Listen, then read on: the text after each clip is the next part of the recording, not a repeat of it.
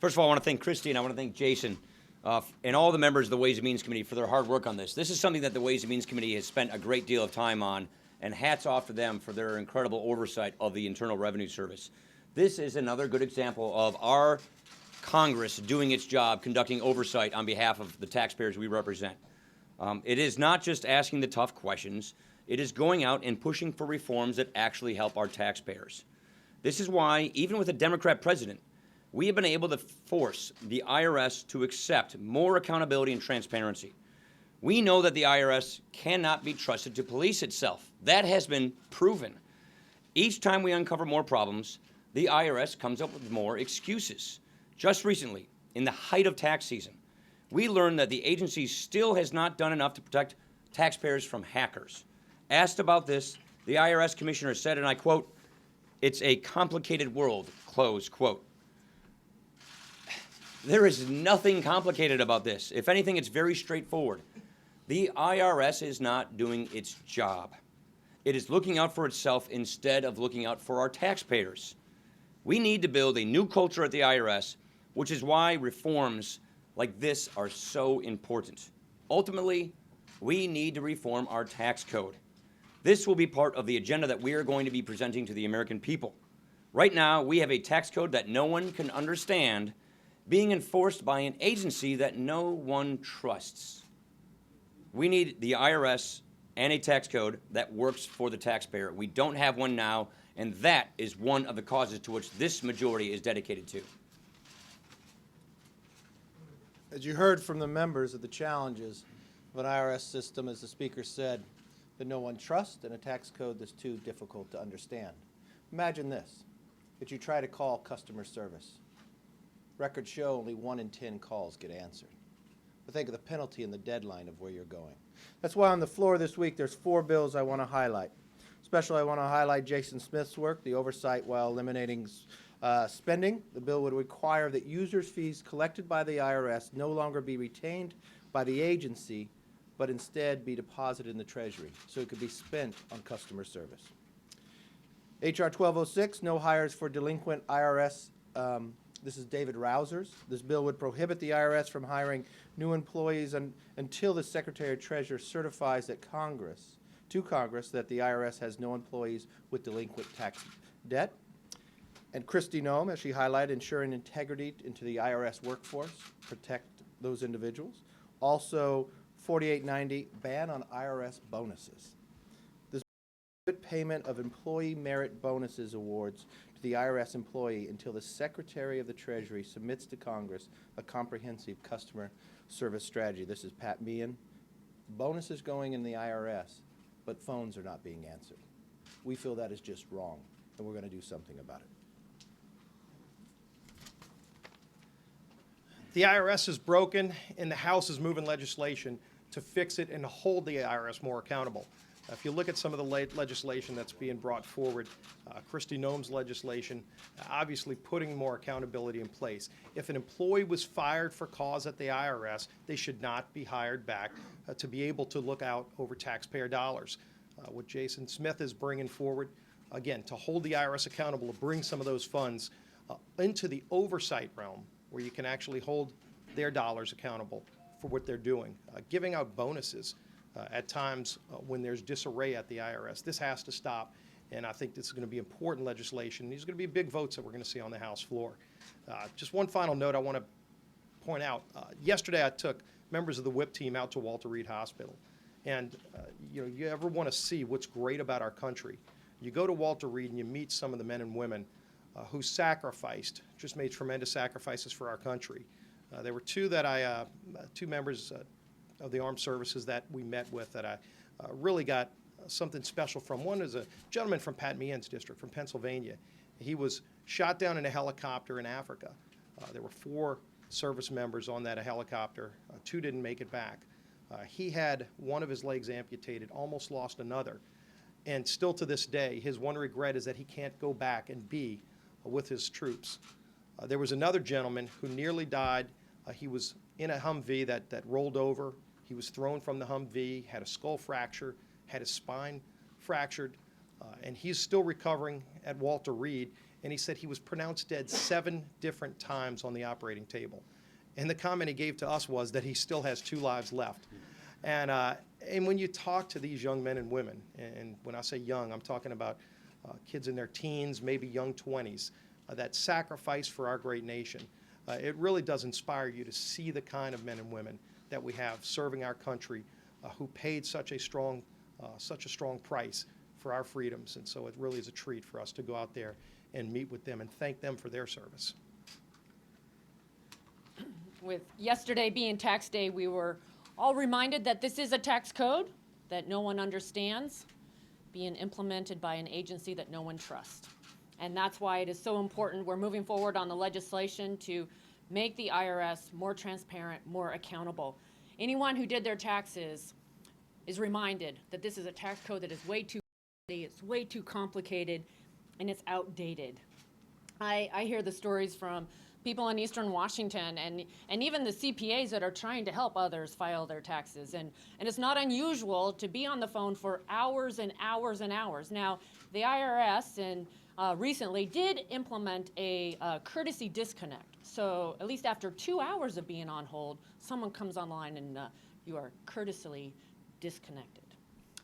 No wonder people are frustrated. And you imagine what that means to a single mom, a graduate student, a family that's trying to run a bakery or a coffee shop. We need accountability and transparency. And that's why I'm excited, and I think it's so important that we are moving forward on the legislation that we are this week that will help give every American more peace of mind and confidence. So the legislation, I also want to compliment and express support of the legislation brought forward by Jason Smith, Kristi Noem. As representatives of the people, we must take action on behalf of the people. And reforming our tax code, making the IRS accountable is one of the best things that we could do on behalf of the people and to also get our economy back on track. It's all part of building a confident America, putting forward ideas that, in this case, will reform the tax code, create jobs, and keep the American dream alive for the next generation. Questions? There's been a lot of discussion recently about a bill that originated in the Senate, John Cornyn, Chuck Schumer, that would essentially allow the families of terrorist victims killed here on American soil to sue in American court foreign governments for monetary awards. The White House is opposed to it. You were recently in Saudi Arabia. They're very opposed to it. The president's going to Saudi Arabia tomorrow. What are your thoughts on this legislation? Well, as you said, the White House is opposed to it. It's received some opposition here. We're going to let these things work the process. This didn't come up when I was in Saudi Arabia. It's not something that we discussed. But the White House clearly is going to set out a veto threat if they haven't already, and we'll see where it goes from there. How do you personally feel about the bill? I think we need to look at it. I think we need to review it to make sure that we're not making mistakes with our allies, and that we're not catching people in this that shouldn't be caught up in this. Andy. On your IRS and tax message, two-part question. You've cut the IRS's budget for several years in a row, and the performance on these call centers is... Can I get you there? The IRS has had discretion on using user-fee money and where they put it. They chose to take user-fee money away from customer service and put it in other areas, and then comes to the Hill saying, give us more money. That's what Jason Smith is fixing. He is saying you can't play these games with taxpayers by taking money away from customer service to play these games with Congress. And then secondly, on the broken tax code, you've been in the majority for 5 years, and there's been no evidence on the floor or in committee of any legislation that's been promised every year to fix it. We just did a tax extender bill that is one of the biggest steps toward tax reform we could have made. By having the tax extenders made permanent is one of the biggest steps you can make in favor of actual tax reform. We now have the Joint Tax Committee actually doing reality-based scoring, so they're actually analyzing the economic effects of tax reforms. So if anything, we have done more to set the table for tax reform than anything we've done in a number of years around here. Case in point, the first priority of our agenda project is get this economy growing. And what's the cornerstone of that? What's the crown jewel of economic growth? Comprehensive tax reform. That is what the task force run by Ways and Means is in the middle of doing. And Ways and Means has been having idea forums and listening sessions with our members. They've been going out and doing town hall meetings with their constituents, and they're gathering ideas on rolling out a tax reform plan so that we can offer it to the American people, run on it, so that we can earn a mandate from the country this year to put tax reform in place in 2017. Look, I spent 2015 trying to get international tax reform. We have an administration that is ideologically out to lunch on this issue. People realize that our international system is killing American competitiveness. It's pushing businesses overseas. It's causing foreign companies to buy U.S. companies.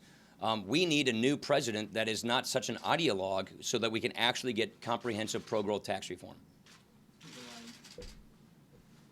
Yeah. Do you expect a markup of That was nice of you to defer. Jeez, well, go ahead. Do you expect a markup of the Puerto Rico bill before you break? I don't know the answer to that question. I'd defer you to Rob Bishop. He's working on his committee. I think they're making good progress.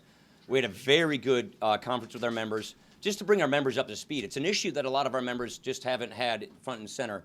So I would defer you to the Resources Committee. I'm not exactly sure what his timeline is. He'll go when he's ready to go.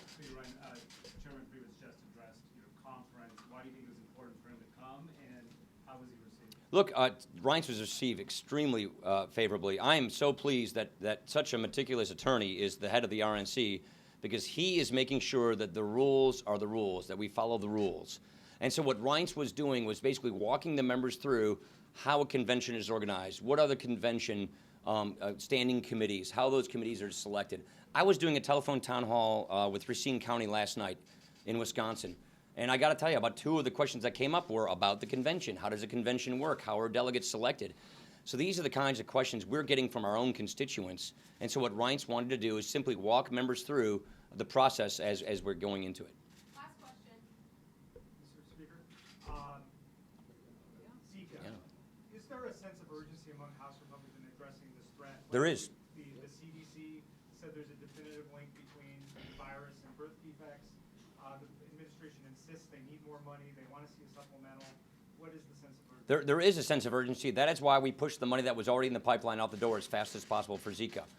Then we asked the administration a whole number of questions about how this money needs to be spent, and the administration still hasn't gotten back to Congress. Look, you can't just have an executive say, give me a blank check for whatever. We are the guardians of the taxpayer dollars. And so when our Appropriations Committee asks this administration, after already pushing money out the door, pushing, I think, $600 million out the door for Zika, and we have how many? You're right. Yeah, $600 million out the door. There are many questions that we've been asking so that we can make sure that taxpayer dollars are spent correctly and wisely. We still have yet to get answers to those questions.